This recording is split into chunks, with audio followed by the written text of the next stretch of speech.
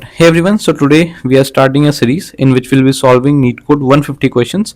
So the first question is contain duplicates. We'll be solving by two approaches. First one is going to be the brute one, in which we'll be having big O of n square, and the second one will be the optimized one, in which we'll be having big O of n. So let's see how it goes.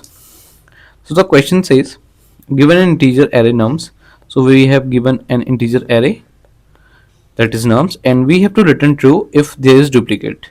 If there is duplicate, then we'll return true, otherwise we'll be returning false. Okay, so that's how it's going to be. So let's take one example here. 1233, the output is true. How it is? Here you can see we have two similar elements, so we will be returning true. So let's jump to the first solution that we have. So this is going to be the brute one, that will be big O of n square. Here you can find we are taking an integer that will be taking the size of the nums. For example, we are taking nums equals to 1, 2, 3 and 3, the same one as the first example, and then the size is going to be, so the n is going to be nums dot size, that will be 4. Okay, so index will be like this, 0, 1, 2, 3.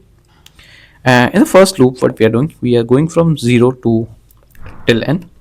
So here you can see, if we take the example 1, 2, 3 and 3, we have this as index, and I will be at 0 first, and it will go till n, that is 3. It is less than n, it is not, I is not equals to n, because we are not iterating till 4, right? Because index is ending at 3, so we are not using this equals to, we are just considering the less than sign. So the first one, we will be taking, I will be at this element, that is the 1. So nums I is going to be 1 when I equals to 0.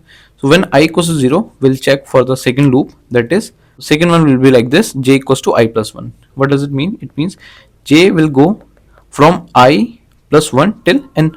You can see less than equals to n. So in this case, in the case of j, what we are doing, we will take the same example and we will understand how it is working.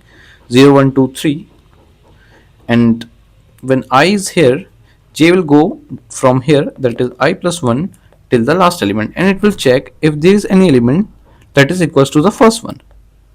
And in the second case, when I will be 1, j will go till 2 to 3, right? It will check for this element, if this element is present here or not, right? So if you go to the code section and check how it is working, you can see I is going from I plus 1, sorry, j is going from I plus 1 till n, and we are iterating and we are increasing j basically. And if we just check, and nums I is equals to num j, in the case, if we just take one case, when I 1, 2, 3 and 3, when I is going to be here, that is 0, 1, 2, 3, so I will be 2 and j is going to be 3, because this is basically starting from I plus 1. So it will check if nums I is equals to nums j or not. So nums I is, what it is, nums I is 3, and nums j is also 3, because it is 1 plus 1. So this case, so this is the case where this true will be returned, and we won't go till this, and we will just return true here. I hope you understand the first one, that is O n square, because we are looping, we have two loops, right? So one loop will take basically O of n, and then we are just using two loops, so it will be O n square, because we have to iterate 2 times, right? I hope you understand the complexity things here. So as you can see, so first we will be checking for I will go from here till the n. Similarly, j will also go from this point to last point. So that's how O n square will be the complexity of this code. And if we talk about the another one, that is going to be O big O of n, so we are using an unordered set. So how it is working, we will be creating one unordered set similar to this, just consider this as a set. So here we are checking int num that belongs to nums. So for nums, we have, for example, we have this nums that is 1, 2, 3 and 3. So what is going to do, it is taking num is this, num is pointing to nums, and it will iterate from the first element till the last one.